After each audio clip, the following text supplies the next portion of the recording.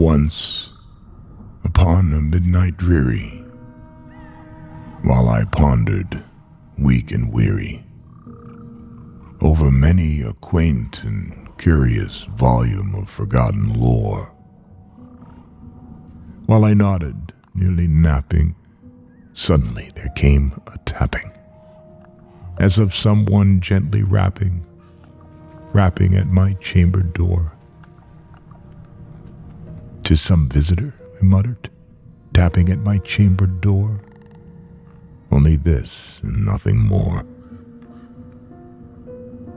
Ah, distinctly I remember. It was in the bleak December, and each separate dying ember wrought its ghost upon the floor. Eagerly I wished the morrow. Vainly I had sought to borrow from my books surcease of sorrow, sorrow for the lost Lenore, for the rare and radiant maiden whom the angels name Lenore, nameless here forevermore. And the silken, sad, uncertain rustling of each purple curtain thrilled me, filled me with fantastic terrors never felt before. So that now, to still the beating of my heart, I stood repeating, "'Tis some visitor entreating entrance at my chamber door, some late visitor entreating entrance at my chamber door. This it is, and nothing more." Presently my soul grew stronger, hesitating then no longer. "Sir," said I, "or madam, truly your forgiveness I implore. But the fact is, I was napping, and so gently you came rapping, and so faintly you came tapping at my chamber door, that I scarce was sure I heard you.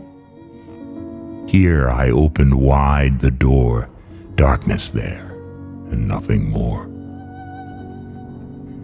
Deep into that darkness peering, long I stood there, wondering, fearing, doubting, dreaming dreams no mortal ever dared to dream before.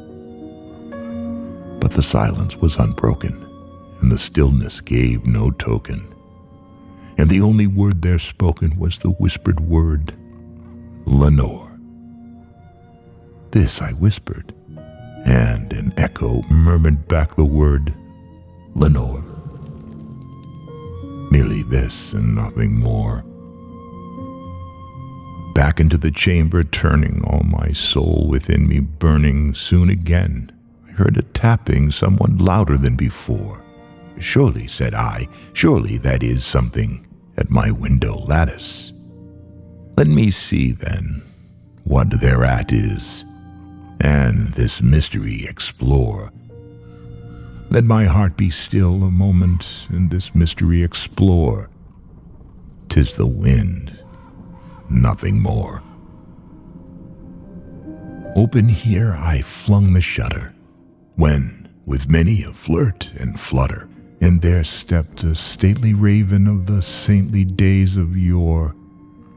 Not the least obeisance made he, not a minute stopped or stayed he, but, with the mien of lord or lady, perched above my chamber door, perched upon a bust of Pallas just above my chamber door, perched and sat and nothing more.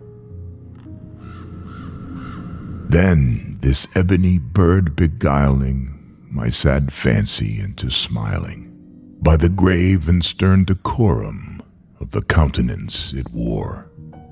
"Though thy crest be shorn and shaven, thou," I said, "art sure no craven, ghastly, grim, and ancient raven, wandering from the nightly shore. Tell me what the lordly name is on the night's Plutonian shore." Quoth the raven, "Nevermore."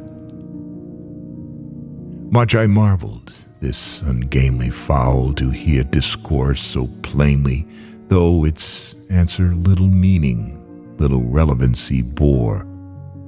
For we cannot help agreeing that no living human being ever yet was blessed with seeing bird above his chamber door, bird or beast upon the sculptured bust above his chamber door, with such name as nevermore. But the raven, sitting lonely on the placid bust, spoke only that one word, as if his soul in that one word he did outpour. Nothing farther than he uttered, not a feather than he fluttered, till I scarcely more than muttered, other friends have flown before. On the morrow he will leave me, as my hopes have flown before. Then the bird said, nevermore.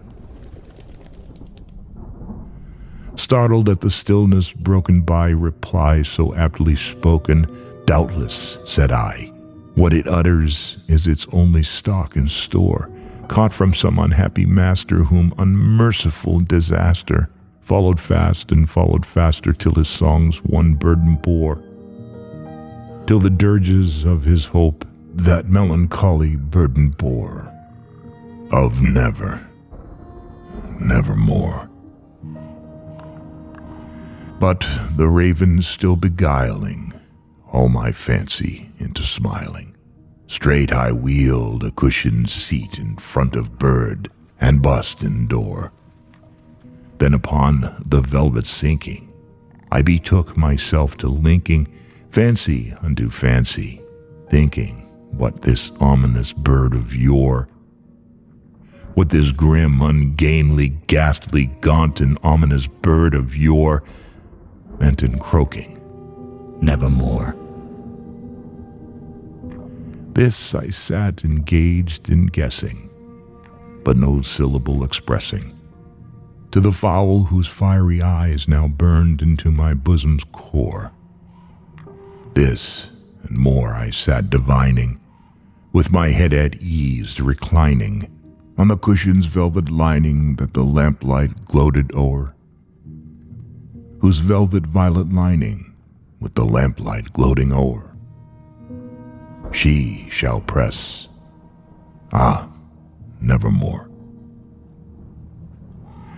Then, methought, the air grew denser, perfumed from an unseen censer, swung by seraphim, whose footfalls tinkled on the tufted floor. Wretch, I cried, thy God hath lent thee, by these angels he hath sent thee, respite, respite and nepenthe from thy memories of Lenore. Quaff, oh quaff this kind nepenthe, and forget this lost Lenore. Quoth the raven, nevermore.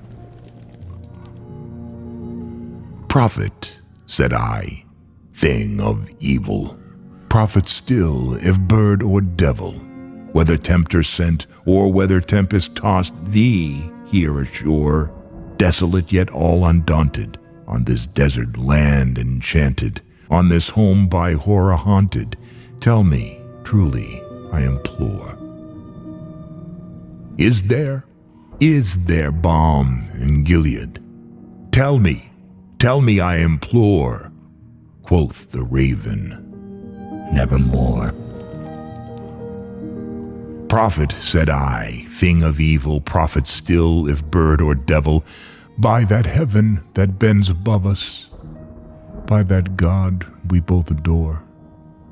Tell this soul with sorrow laden if, within the distant Aidenn, it shall clasp a sainted maiden whom the angels name Lenore. Clasp a rare and radiant maiden whom the angels name Lenore. Quoth the raven, nevermore. Be that word our sign of parting, bird or fiend, I shrieked, upstarting. Get thee back into the tempest and the night's Plutonian shore. Leave no black plume as a token of that lie that soul hath spoken. Leave my loneliness unbroken, quit the bust above my door. Take thy beak from out of my heart, and take thy form from off my door. Quoth the raven, Nevermore. And the raven, never flitting, still is sitting on the pallid bust of Pallas just above my chamber door.